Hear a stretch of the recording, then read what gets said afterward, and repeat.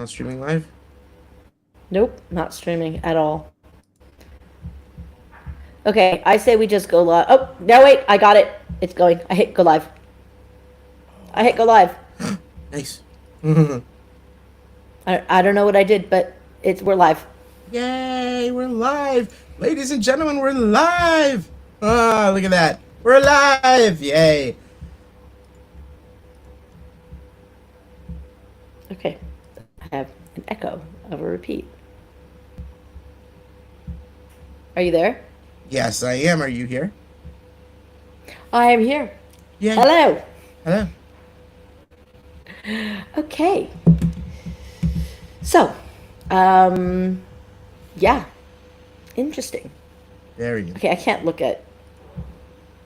But you can't watch yourself while you're talking and do everything?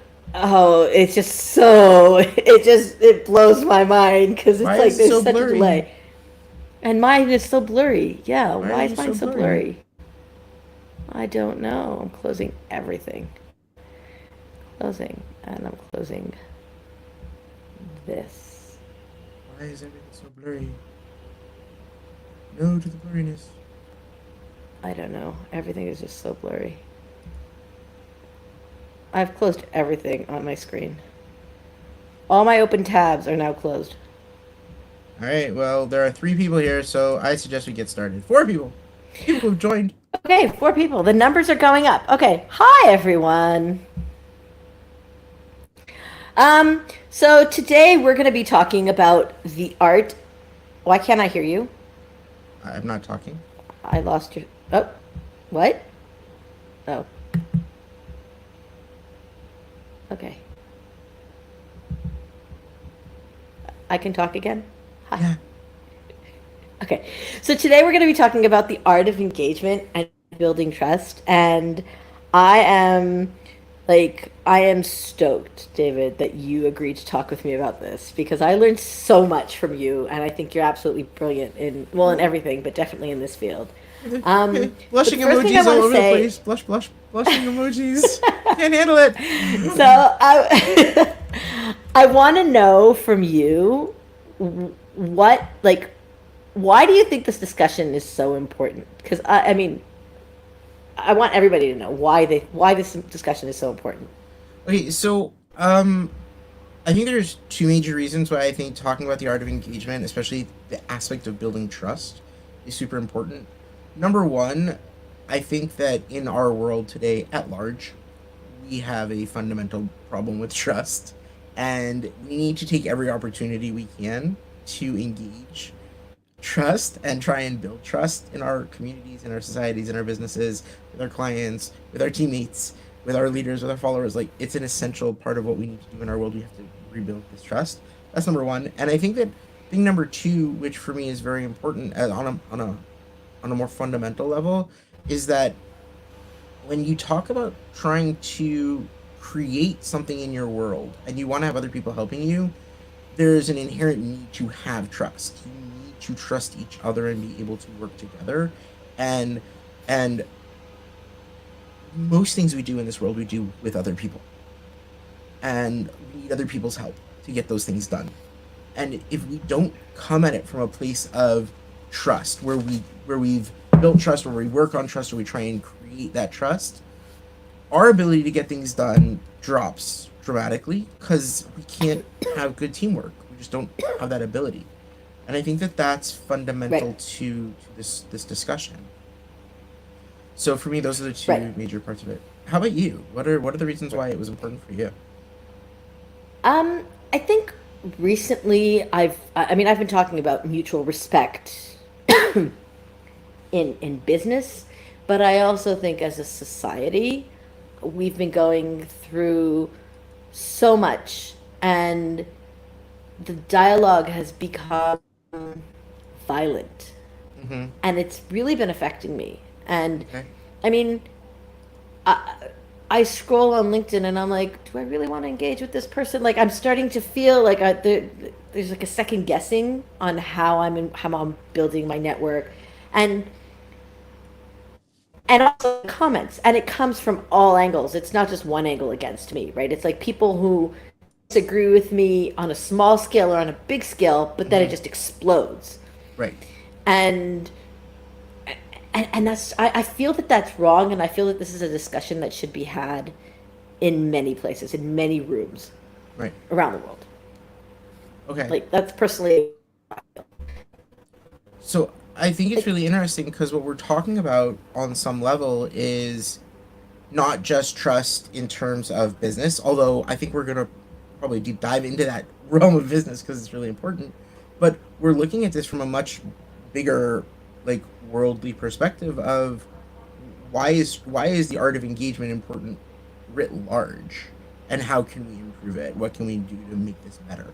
And I think that's super important. Okay, so how do you want to do this? How do you want to deep dive? Where do we want to start? Okay, so wait, I have to look at the notes. Well, okay. I shouldn't have, because we shouldn't have these notes, but we did. I mean, we did, Okay, so I think the first thing, I think we need, like we do this with process as well. We have to define the different variables or the different scope, right? Right. So when we talk about trust and dialogue, Mm-hmm. I want us all to be on the same page. Mm-hmm. I would love for you to now share your theory, your pizza pie theory. Okay. We're going Just right leave into the it. pineapple off. I'm going right into it. Just leave Okay, the fine. pineapple off. So, one of the things which I think is very important for people to realize, and I think it's very useful for people in business to engage with, is questioning where are they on the pizza pie of their world. And what do I mean by this? If we think of the realm within which someone is working and the different stakeholders that they have in that realm, if we think of what a pizza looks like, right? You've got the crust on the outside, and you've got some, like, mostly saucy part with a little bit of cheese, and then it gets cheesier and cheesier until you get the middle part. Each of those stakeholders is going to come with their own perspective on whatever it is we're doing, and so each of those represents one of the triangles of this pie.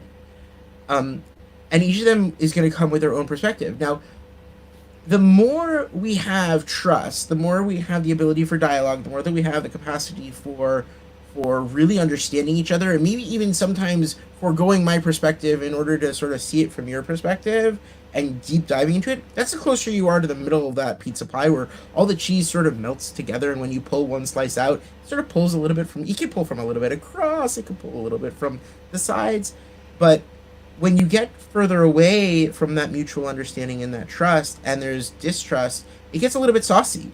People start talking a little bit not nice to each other, or being a little bit rude or inconsiderate.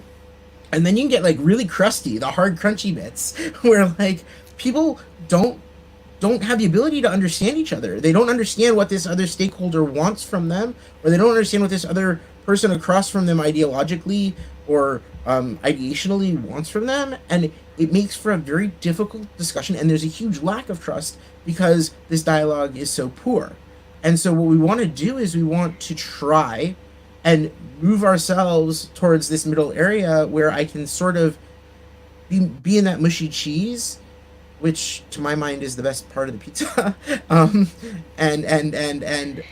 really see each other as part of the same central concept, the same central focus, and have that dialogue. But as we talk, as we move, as we engage, what happens is the question is: are we helping to maintain that mushiness, or are we moving ourselves away from each other? Or if even one person moves towards the saucier side of things, what does that do for this side over here being able to really engage and understand them? And we can do this. You can actually sit there and draw out your pizza pie of stakeholders, and be like on a scale of like 1 to 10, where 1 is like, crusty, and 10 is like, ooh, they're like almost in the middle of my pie. How well do you feel like they understand you, what you do, what you need to do, what it is, your clients? How well do they, how any one client, choose a client, where are they in their pizza pie? Are they really part of the process you're putting them through? Do they understand it? Do they get it? Are they on the same page? Do they see what you see? Or are they a little bit crusty or even saucy about it? Are they people you trust or not, and what does that do for you? Your suppliers or like, yeah, Hold go on, ahead. hold on. I have to stop you because I love this analogy. You know, I love this analogy. And we Mm. don't agree on how to eat pizza or what goes on a pizza, but we definitely agree about I the mean, we both analogy agree of the that pizza. corn goes on pizza. Yeah, but not the same kind of corn. This is true. Corn goes before you bake it, not after you bake it. No. Yes! Okay. Anyway, go ahead. Yes! Yeah. Okay. Fine. No. Okay, but here's the thing. I can be on opposite sides of the crust Mm. for certain things with you. Mm-hmm. I think all men should wear glasses, and you think no, all men shouldn't wear glasses. And that's fine. We don't have to agree on that. Mm-hmm. But I want to be able to have two things. A, I want to be able to have a dialogue with you about this without it going violent. I don't have to be in the cheesy bit. I can still disagree with you No, no, no, no, no, 100%. no, no, no. You misunderstand what I'm saying, and I'm gonna try and say it differently. If you and I disagree, that means you're on this side of the pizza and I'm on that side of the pizza. That's fine. No problem. We're on different sides of the pizza about this topic of it. But if we can have a good dialogue about it, then we have the trust we need. Then we're both in the mushy part of the pizza. If this is not a function of Okay. how far are you in terms of your belief system, it's about how far are you in terms of your behavior. Okay, so good. So I'm glad you clarified that because the best conversations I have had in the past 6 months have been with people that I completely disagree with, Yep. but I want to see them win. I want to, I love them. They are important to me in my life. They are friends. They have been friends for a while, some Yep. more than others. Yep. One has been friends with me for 30 years, so and we disagree on certain things completely. But the conversation is, I love you, or the conversation is, you've said your bit, now I get to say mine. We're not trying to convince each other. Mm. It's like a statement of fact. Yep. And ultimately, at the end of the day, we both reach the conclusion of, okay, we got to find a solution, but we don't have it. That's Exactly. it. We So- don't have a solution. I think that all of that is true, and I think that there's another part to it which is also true that we need to keep in mind, which is that we don't need to always agree at the end of our discussion, but we have to have the mutual respect to understand that we are still going to be able to work together and support each other, and we're not necessarily going to agree on certain things, but there are certain things in business which we do have to agree on. There are certain things in a family that we do have to agree on. We're not going to agree about everything, and that's okay. But as long as we both see each other as part of that mushy center and not the saucy part that's really having a hard time having this discussion, or even saying, okay, you know what, I'm going to forego my perspective on this because you're my client, and I'm going to accept that you as my client, even though I disagree with you, I'm going to accept that you as my client have made a request. I'm going to do what you're asking. I'm telling you I disagree with you, but I want to work with you. I want you to understand that this is where we're at. Right? If you're the crusty type, you would be like, no, no, no, no. Now, there are times when you have to be crusty. Don't get me wrong. There are times when you have to have a solid no. And that solid no, though, is more to protect yourself than it is to have the disagreement with your client or with your supplier. It's about saying no because you are trying to say something about where you stand on what's okay behavior, and where you say this is already crossing that line. But you're not doing it in order to hurt the relationship. And I think that's very important. Okay, do you think that there's room for this analogy on social media? Yeah, I think so. I think that there's a difference between people who are like, if we take the realm of social media in terms of government and international relations and things like that, and the discussions that are going on there, or if we take it into the realm of national governmental discussions about Republicans versus Democrats, or BB not BB, whatever topic you want to talk about. There are people who are able to be part of that mushy center, even though they are diametrically opposed to each other on the pizza pie. And it's not a spectrum like this, it's a spectrum like this. It very much is, where you've got different perspectives on, like, there's the Haredi perspective and the Tilumi perspective and the like all of those different perspectives in the Jewish world and in Israel, and the Masorti and the Mizrahi and the Chiloni and the all of them have their own ideological perspective on that topic. But the question is, who's diametrically opposed to who on it, and how mushy are we in the middle? And now what's happened is that instead of having a really cheesy, mushy middle with lots of cheese there and lots of pieces of corn in there, because each one of those represents something, we're slowly got to the point where there's a lot of sauce, there's very little cheese, there's a lot of sauce, and the crust has gotten thick, and the outside of the crust has gotten so hard and crunchy that even if you dumped it in sauce and poured tons of sauce, it doesn't know how to soften up. And so And it's then having, what? Yeah, but sorry. Go yeah, ahead. go ahead. No, go ahead. No, I'm saying, but then what happens is the smallest word, the smallest sentence, the smallest engagement on a post will throw people For a into a loop, and fitting ring. it's like you just literally pulled out the whole piece of pie. My whole slice is gone. Forget it. We have nothing to talk about. Okay, so let's put government aside Yeah, yeah. because that's really, really like not where we Touchy. want to go. It's a touchy Although it would be topic. interesting. Well, I told you I'm reading Rabbi Jonathan Sacks's, The Home We Build Together, and that talks about society and the dialogue in society and how you build a society. And I think trust is a huge part of that. But I want to focus on business today. Yeah. And I, how do I measure? Like, I work with my gut. I had a bad client experience. I had a red flag. Everything was waving. I didn't listen. But how do I actually measure it? Is there a way for me to actually say, okay, wait, you know what? I'm a flowchart kind of gal. I do processes for a living. How do I measure it mathematically? How do I know do I trust David? Do I not trust David? So I mean, there's a way to do that. One of the things we can do is use a trust quotient, which is where there's like four major variables that we would use to try and judge and then understand why it is I might be having an issue with trust. So, for instance, there are four variables. The variables are credibility, reliability, intimacy, and then self-orientation. Okay, those are the four major variables. And if you want, there's a way to expand them up to 9 variables, but we'll stick with 4 for the sake of the argument. Okay. So we've started having a discussion, and I want to know whether I can trust Irit, right? Well, how credible would I rate her? 1 to 10. How credible do I think you are? How much do I think you're knowledgeable in the field that you say that you're going to be working on? And if we've had discussions before and we've had some kind of interaction, have I seen that credibility come to play? Where have I seen it? In your LinkedIn posts, in a live session that you did, wherever. What kind of credibility have I seen from you? Now, if we haven't had that kind of interaction, then I might need to learn about that. But I can give it a number, 1 to 10. Now the question is, how reliable are you? How quickly do you get back to me when I send a message? I DM'd you asking a question. I've asked about what it's like to work for you.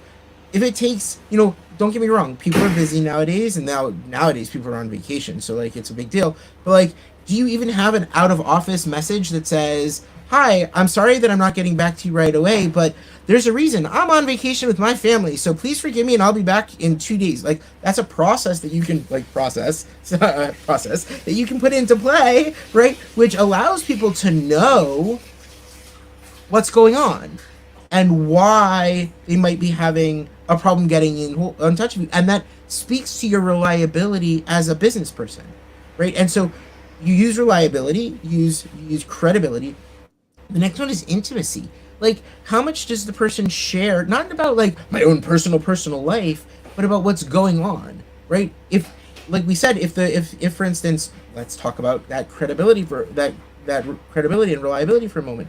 If you've shared me an out of office message and you've let me know how long you're going to be gone, when I should expect to hear from you, or if you have an automated response on WhatsApp that says, it can take me up to 24 to 48 hours to respond.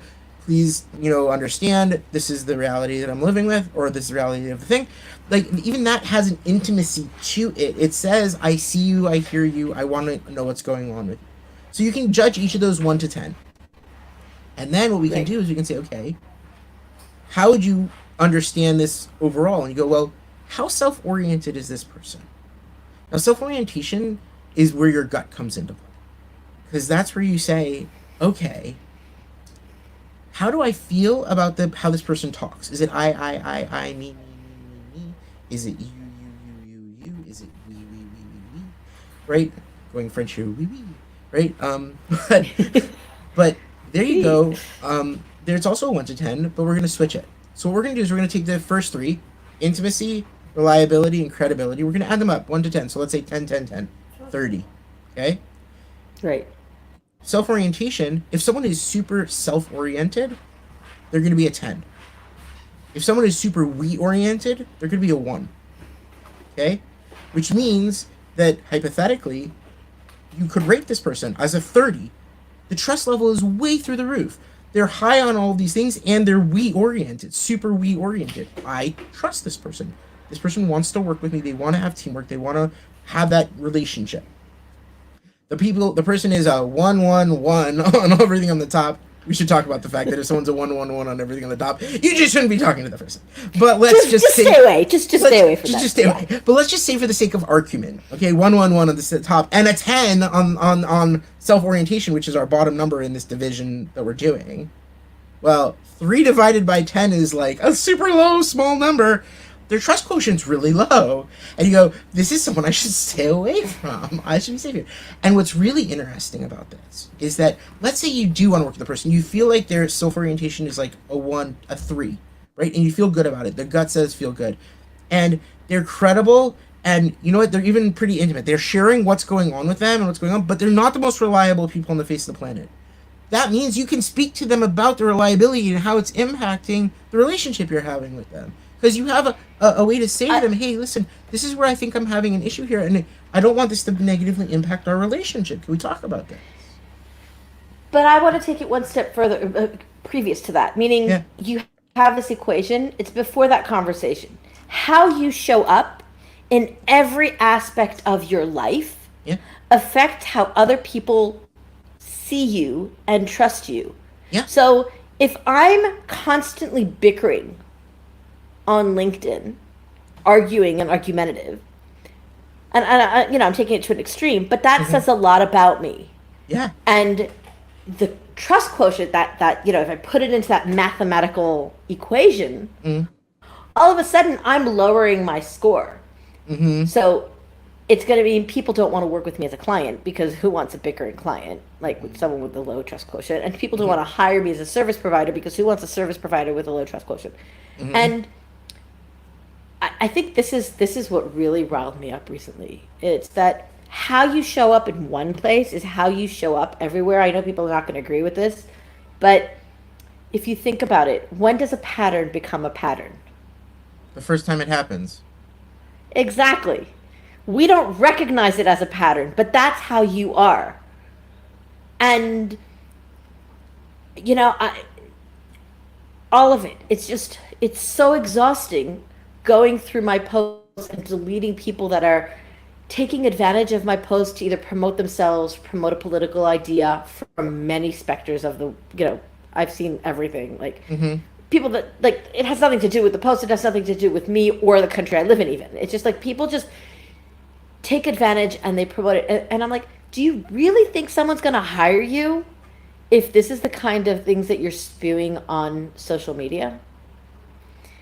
And when I hire someone, I research them. I look at, do they have a website? What social platforms are they on? How do they show up on these social platforms? How do they show up in their office, in their work, right? If I've sent an application, this happened to me recently, I sent an application to this membership group. It said on the screen, your application was accepted. I didn't get a confirmation email. Nobody followed up on it. These are all things, by the way, that can be automated, but, different discussion. But I didn't get anything, not going there right now, maybe at the end. Right. But I didn't get any feedback from them. My trust level in them, that wasn't that high to begin with. I was there on a recommendation. My trust level is going even further down. Right, because you don't see them as reliable.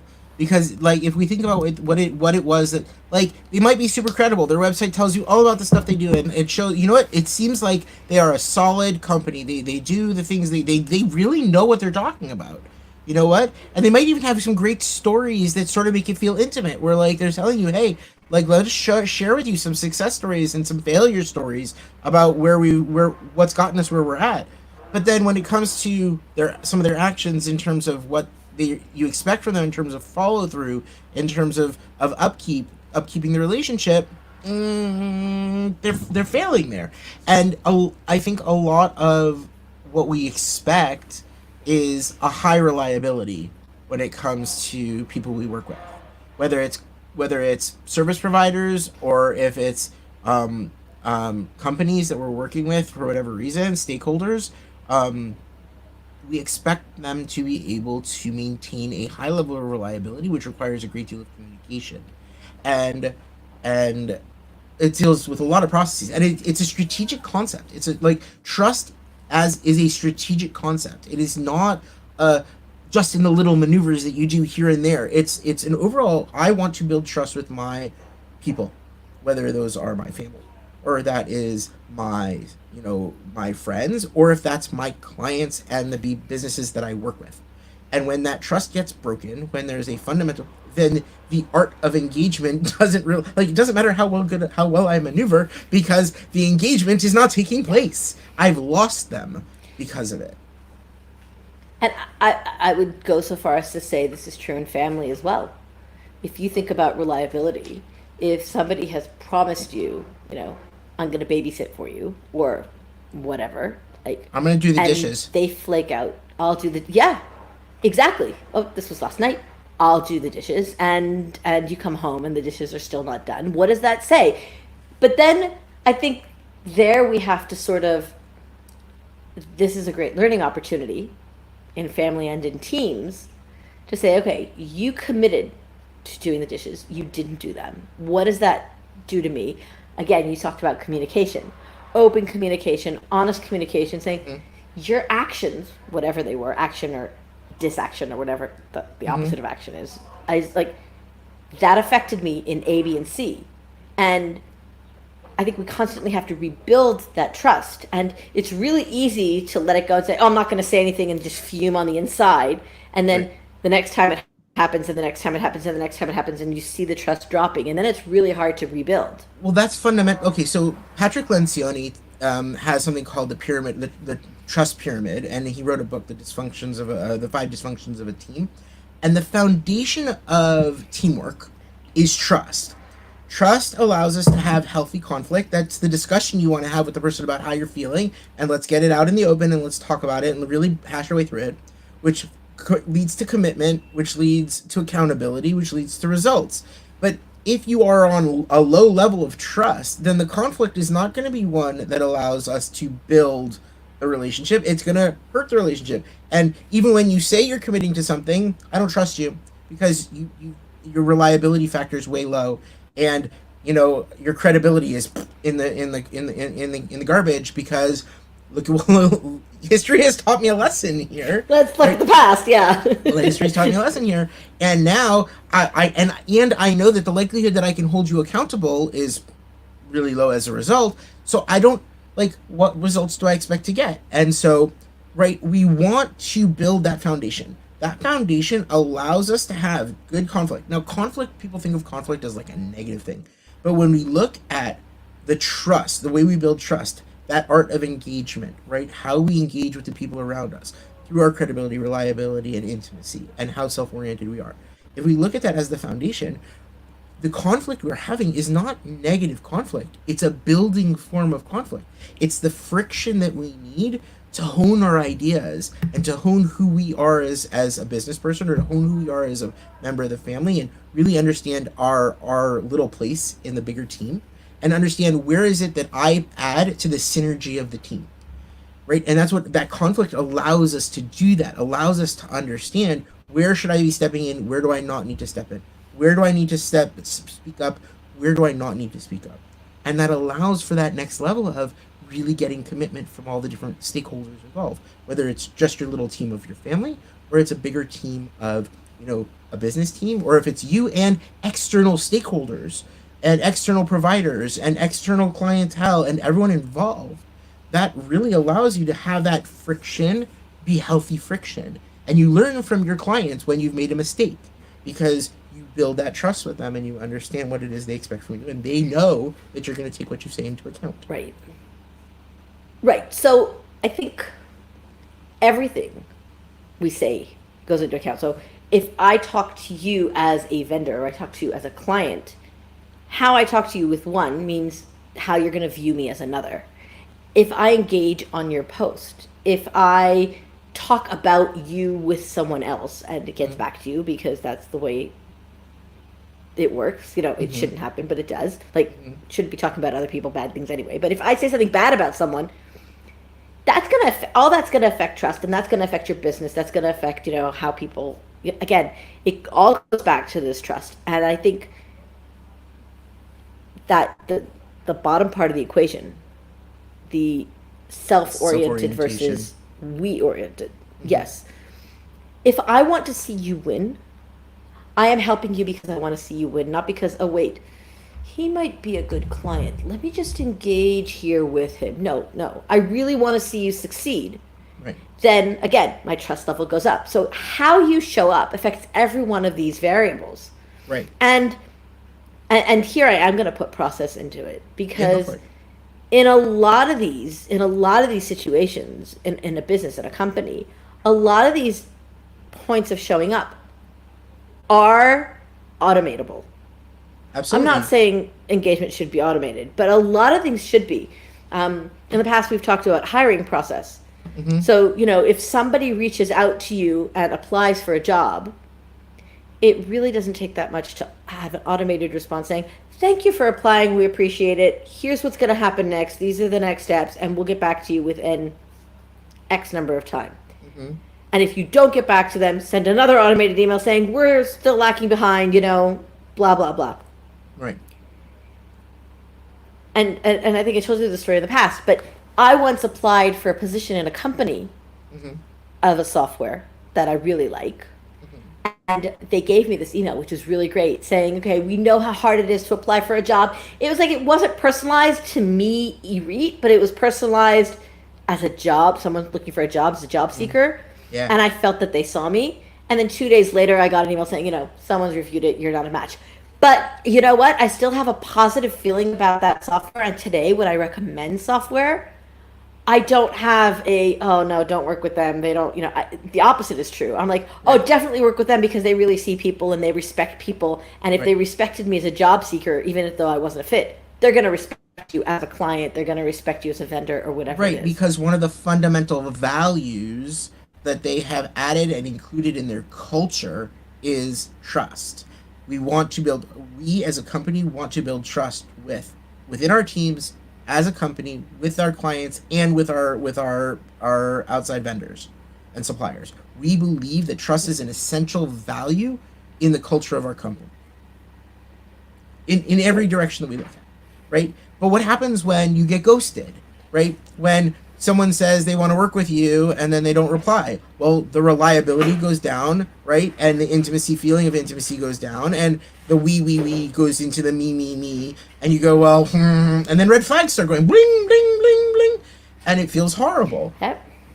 And then they reach out to you 6 months to a year later going, oh, I have a virtual summit. Do you want to become a speaker? And this is a true story. Someone who ghosted me completely, never apologized, never came back to me, and then asked me to be a virtual speaker. And I was like, on the one hand, great speaking opportunity, my target audience, everything was great. On the other hand, red flags. Hello, this is someone that ghosted me a while back, never said anything about it.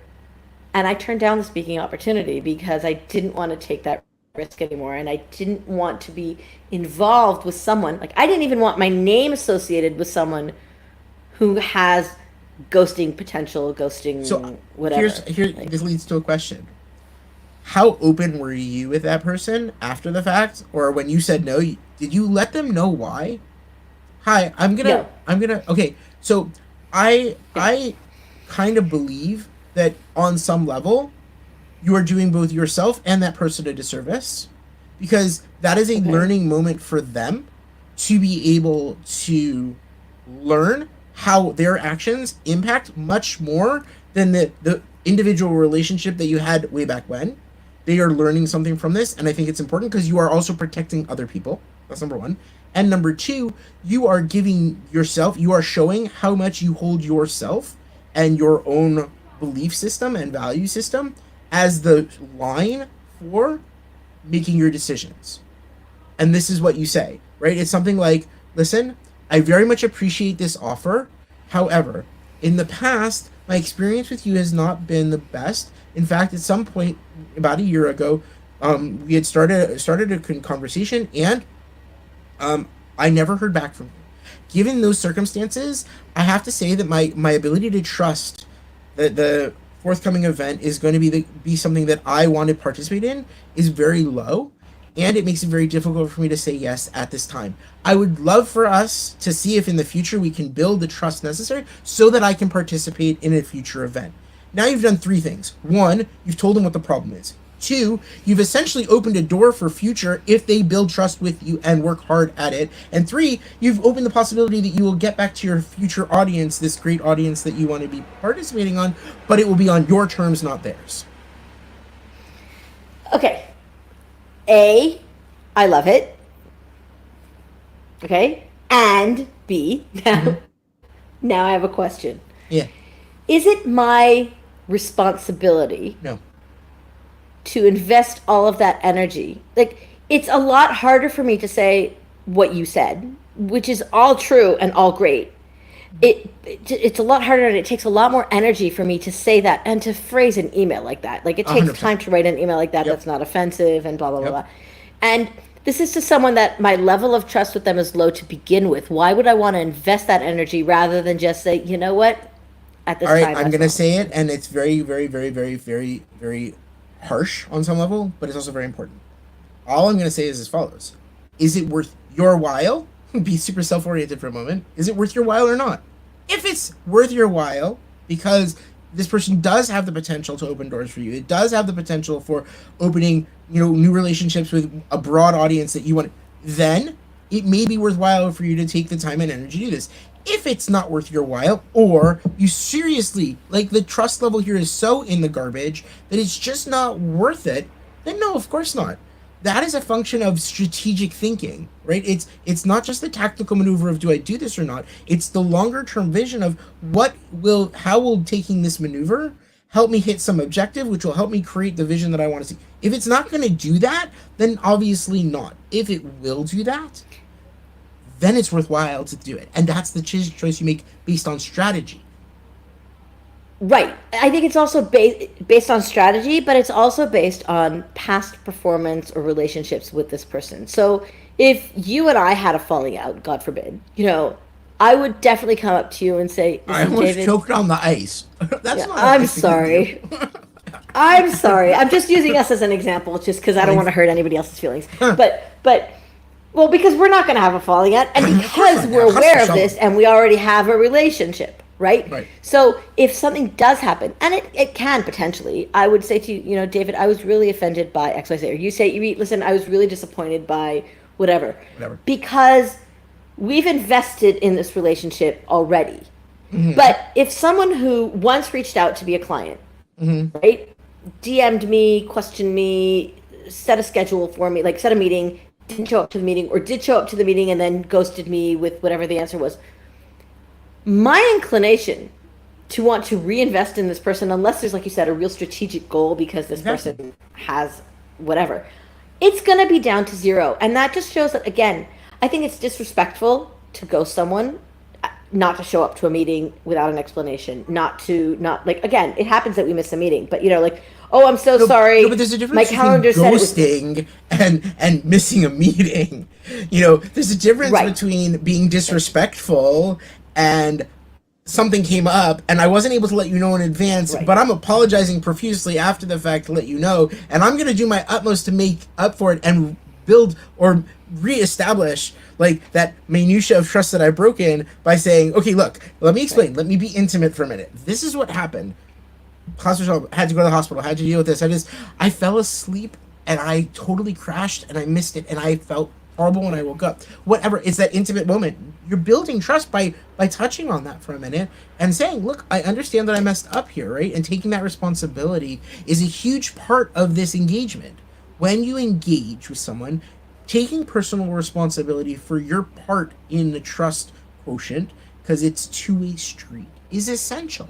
But like when a company doesn't follow through and respond at all to someone sending in their CV, or when someone starts a process with you and then just doesn't get back to you and doesn't get back to you, and you've sent them a reminder email, automated or not so automated, right? And you've tried to reach out. I didn't say the word. You've tried to. I was just being careful. I was careful. Tried to make the steps that you needed to, like, hey, what's going on? I'd love to hear what's going on. And that person just hasn't gotten back to you, right? Their reliability quotient goes down. That number goes down, like it starts to crash. And there's no intimacy. Like, there's no sharing with me. Hey, I'll give you an example. Someone asked me to come in and actually give a talk in their company about trust and about followership. And it was the connection between the two. And it's hugely important when you're talking about teams and team building and alignment, right? Trust and followership are uniquely and intimately intertwined. And I sent him the proposal, and I didn't hear back from him. And I sent him an email, and I didn't hear back from him. And then, like, I sent him another follow-up email a couple of days later, and he's like, David, I'm very sorry. I got completely swamped. I saw your original request that I get back to you, and I meant to reply right away. I was waiting for a response from my boss, but he started to he gave me some intimacy. He explained some of what was going on, and even though they rejected my proposal, I don't think it negatively impacts our relationship. And he said, like, I realize I'm not going to be able to do this with you, but I'd really love to have you on my podcast, so maybe we'll talk about that. Has he gotten back to me about the podcast? No. Do I trust him on the same level? We'll see, right? That's the same question, is like, how important was the podcast to me? Not really important. So, like, okay, I'm not really caring about it. And if he gets back to me about it, I'll make a decision, strategic decision. Is it worth my while to spend my time, my energy in being on this guy's podcast or not? It might be. Right. So, strategically, because it'll open some doors for me. Might not at that time, but that's a strategic question, not a tactical one. Right. I think I want to touch on that intimacy that you talk about, because that word scares people. I don't think someone who's an introvert has to change their skin and become an extrovert and start saying, oh, yeah, listen, so my son broke his leg, God forbid, and we had to go to the hospital, and we were there. No, it's, I'm swamped, something came up, I apologize, I'll get back to you. Or, you know what? If you're not interested, don't even say why. Thank you for your proposal. We're not interested at this time. I remember my first sales call ever, and it was someone who was a big fish in my mind. And I was like, oh, yes. And I was just happy to get the call, right? I was just happy that they reached out to me. I didn't even need to make the sale. I didn't make the sale. I sucked, but I did it really well. And then you sucked really well. It's really so great. I sucked really well. I was really good at sucking. But you know what? She got back to me within 2 days and said, thank you very much. We've decided to go a different direction. And that was a lesson for me, because to this day, even though it was my first sales call and it was really bad and I didn't make the sale, I love her. Like, not on a personal level. I don't really know her, but I'll engage with her. Like, you engage with her and you feel intimately, like you feel like there's a connection. I feel like this is someone who respected me enough. She didn't know me. And she didn't say to me, listen, you didn't know what you were talking about. You were really bad. And so, no, she was respectful about it, which I really appreciated. Would it have been better if she had said, we're going a different direction? By the way, here are 2 tips to make your sales process better. Right. She didn't owe me that. She didn't owe me that because she didn't know me at all. Yeah. But that builds even more down the future. And and you need to know that the person on the other end is open to receive. This brings us to a great topic. Okay, and it's something we were talking about before. Okay. It's the topic of the DM slap, right? The idea of like, and here's the DMs, dude, let me try and sell to you, right? Now, there are 3 ways you can respond to this. Ignore the person / block the person for the rest of eternity. That's it. Trust is broken. You will never see me again. Right? Or you can try and be kind of like, no, thank you. No, thank you. That's like it, So I learned from someone, I don't remember who it was, but he had this great whole thing that he cuts and pastes every time someone tries and DM slaps him. And it basically says the following. Listen, I've been on LinkedIn for a while. I know a lot about what I'm talking about. So just bear with me for a second. And I'm a professor. I like to teach. So let's have a talk. You need to understand something. If you want to sell me something and you are not putting intimate information in this DM about who I am, what I do, and you are not talking to me specifically, this is not going to work. There's no way we're going to talk. I would much rather see you in my comment section, commenting on some of my posts, asking really great questions, learning a lot about me, and then when you hit me with this proposal that you've got for the next great thing that I can use to make my business even better, or my LinkedIn even better, or my website even better, or my this even better, or my that even better, you will speak to some of the pains that I've spoken to. You will speak to some of the issues that I've raised. And as a result, because I already know your name and I've seen you in my comments and I've seen you like my posts, I'm going to trust you a little bit better. So this is my recommendation for you. Instead of starting like this, and I'm willing to give you a free pass on this first one that you DM slapped me. Free pass. You got it. I'm giving you a free pass. I'd love to see you come back at me in the future if you think it's relevant. If you think it's relevant to come back at me again in the future and talk about it.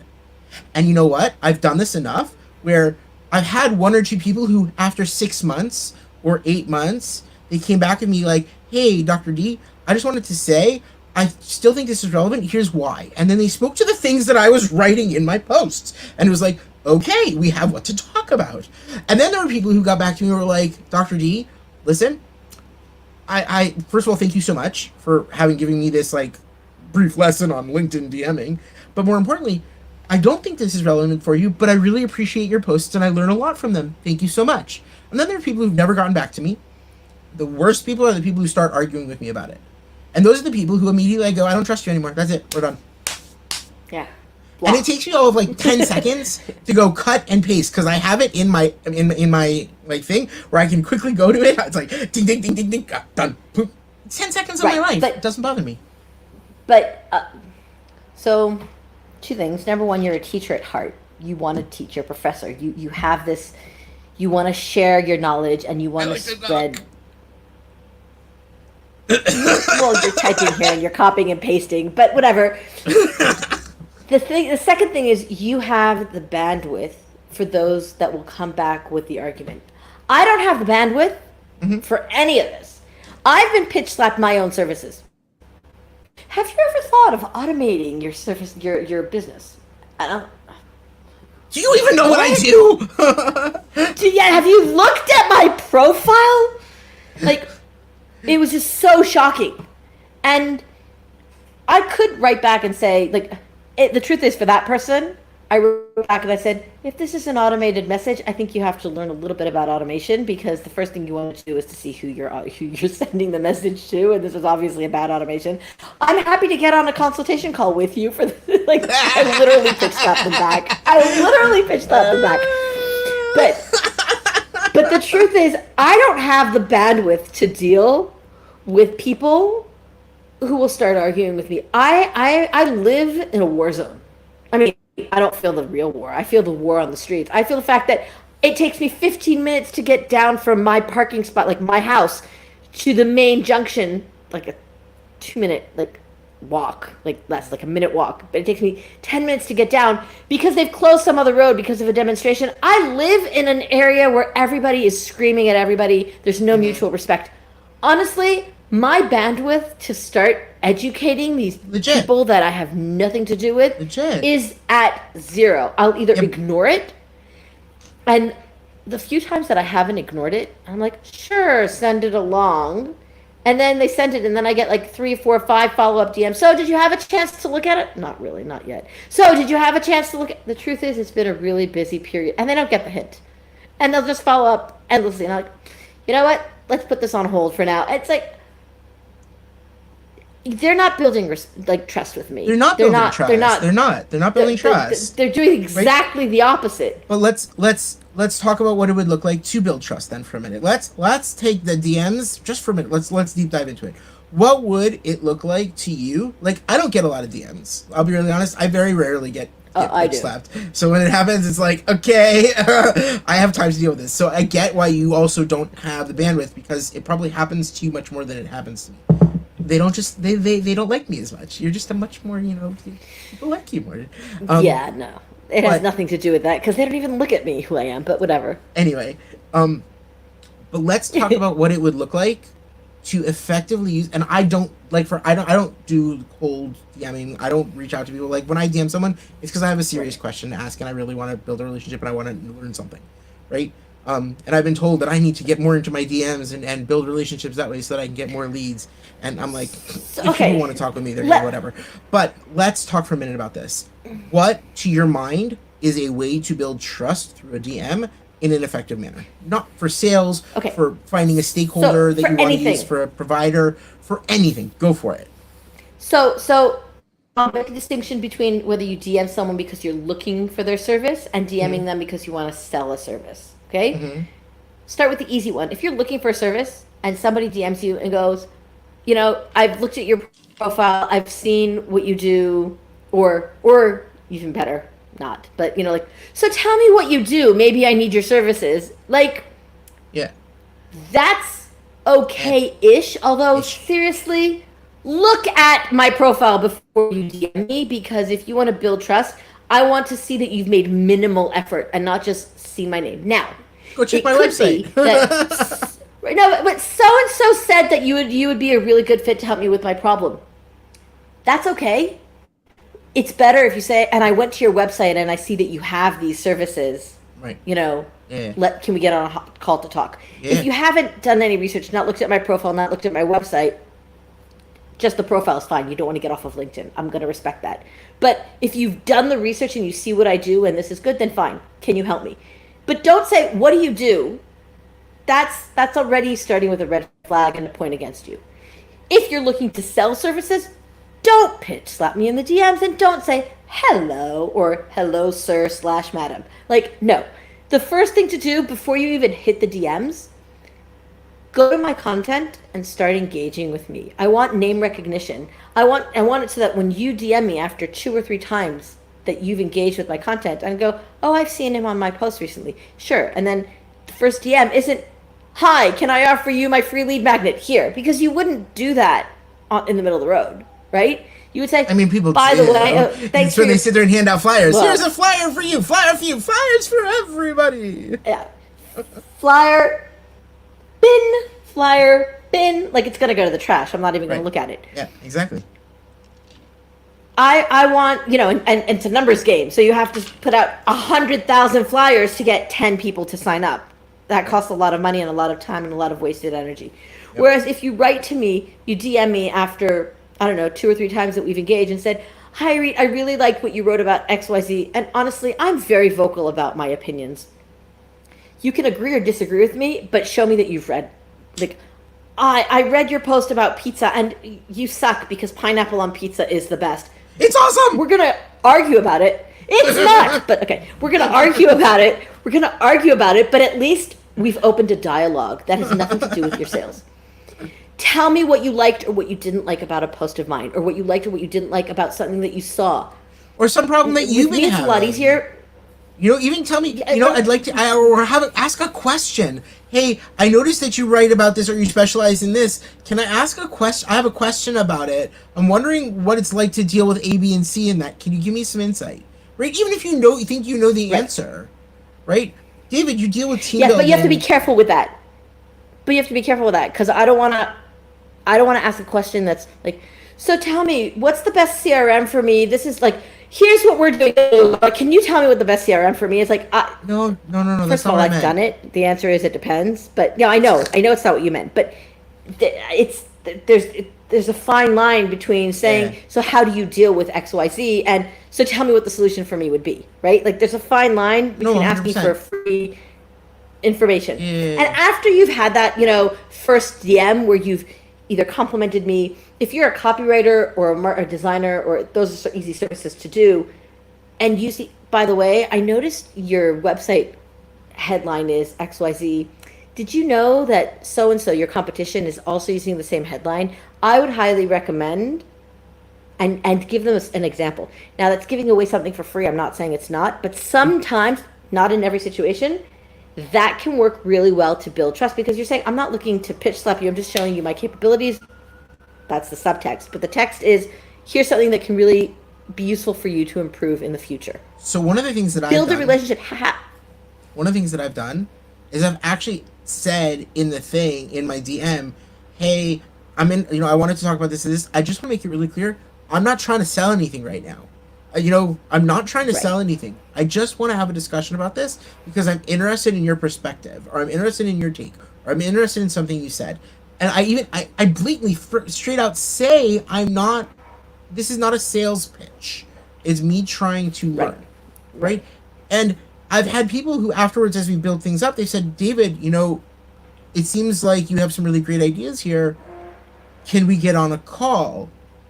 Right? But I wasn't reaching out to them because I wanted to sell to them. I was reaching out to them because I took an interest in what it was that they had said, or I had a question because I wanted to learn something. But I'm different. 'Cause But I'm even not trying if to you sell. were trying to sell them, no, but even if you were trying to sell, and you should be trying to sell because you have a lot to offer and people should be buying from you. But even if you were trying to sell, there's nothing wrong with coming to the conversation and saying, have you, like, can I ask you how you build your team? Like, I've seen some posts where you talk about A, B, and C and then ask a question about that, not out of the blue, Right. related to something, to a Yeah. pain point that they've raised. Have a conversation. At some point, they're going to go, so what do you do?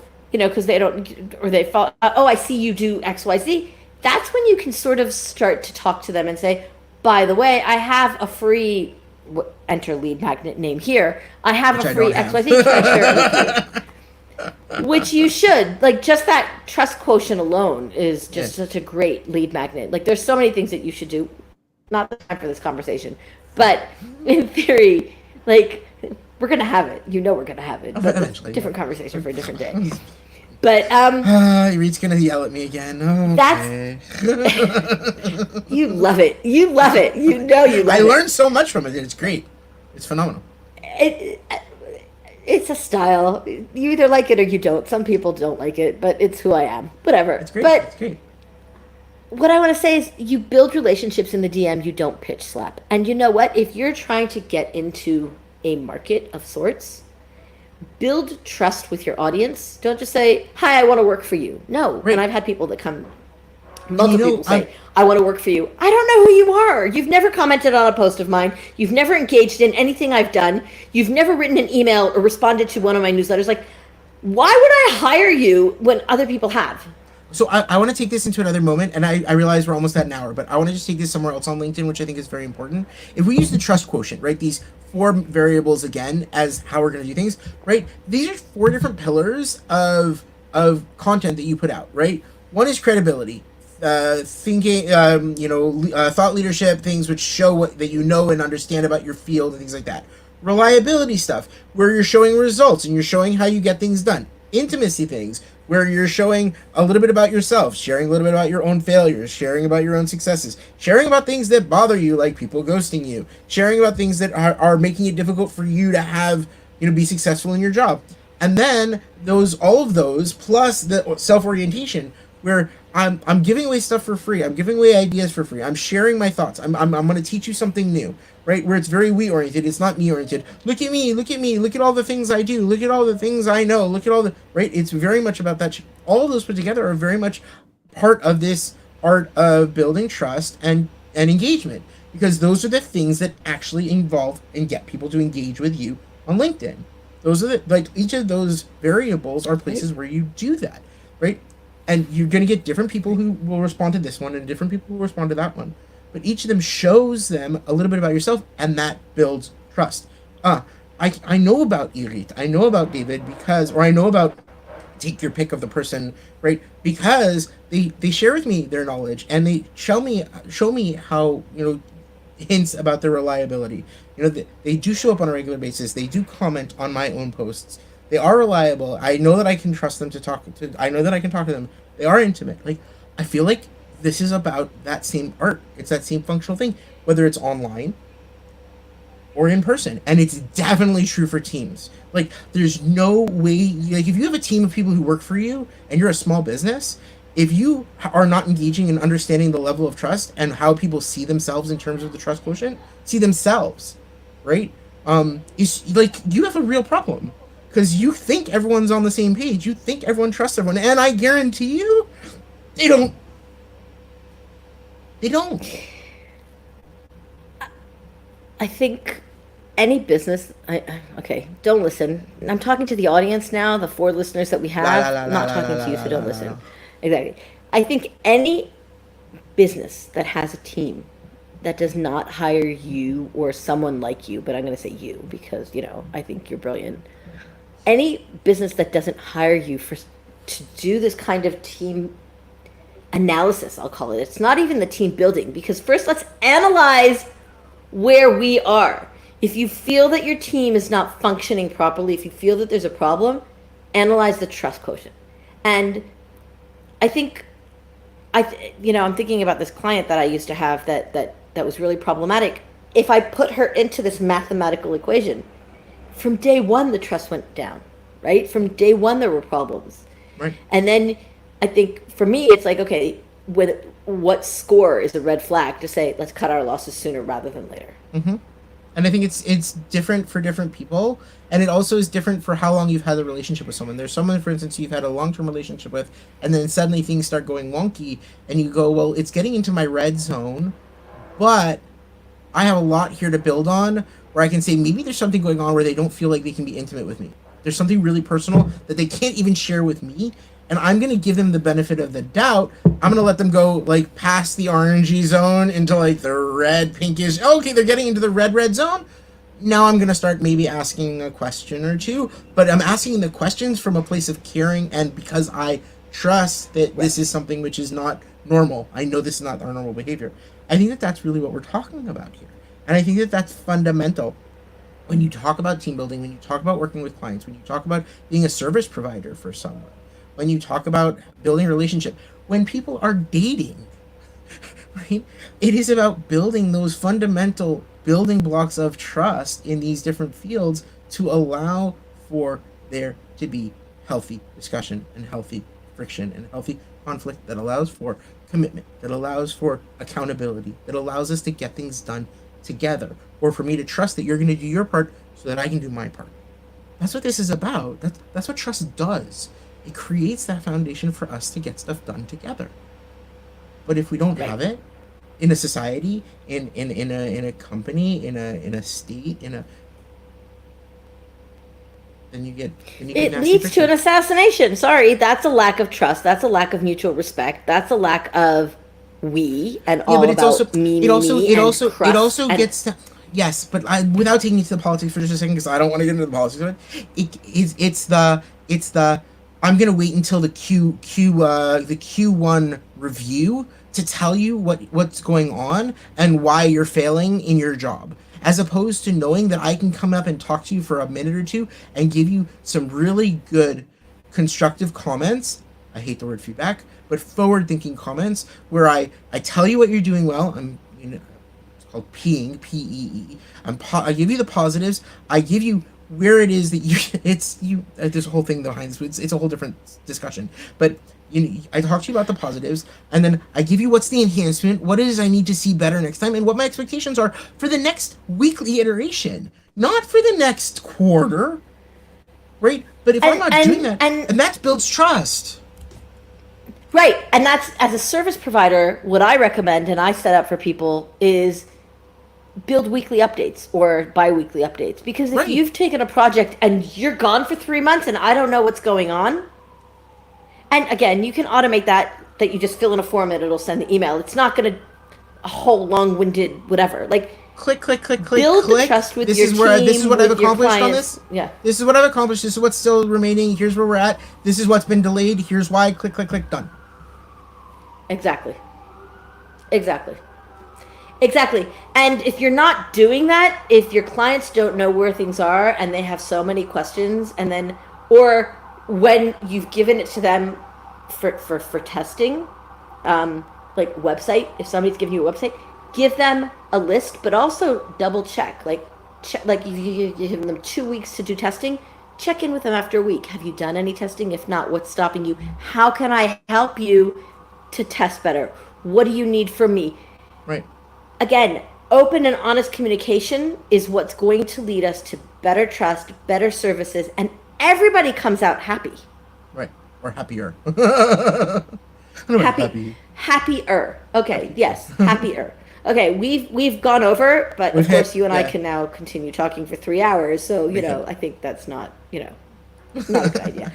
Um, Other than the fact that my picture was blurry, I think everything is great. So thank you for everyone who tuned in. And Dr. D, I have to say, like, these conversations, I always learn from them. And like, I Likewise. wish that when I was an employee, I had someone like you guide me to be a better leader and a better follower, because there's so much that I can learn from that.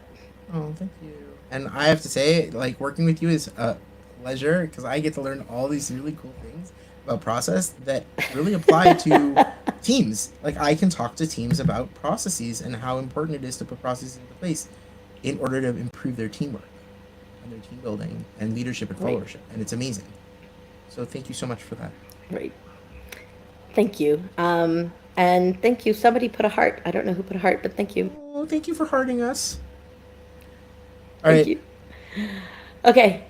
we're off. Thank you, everyone. Bye. We're off.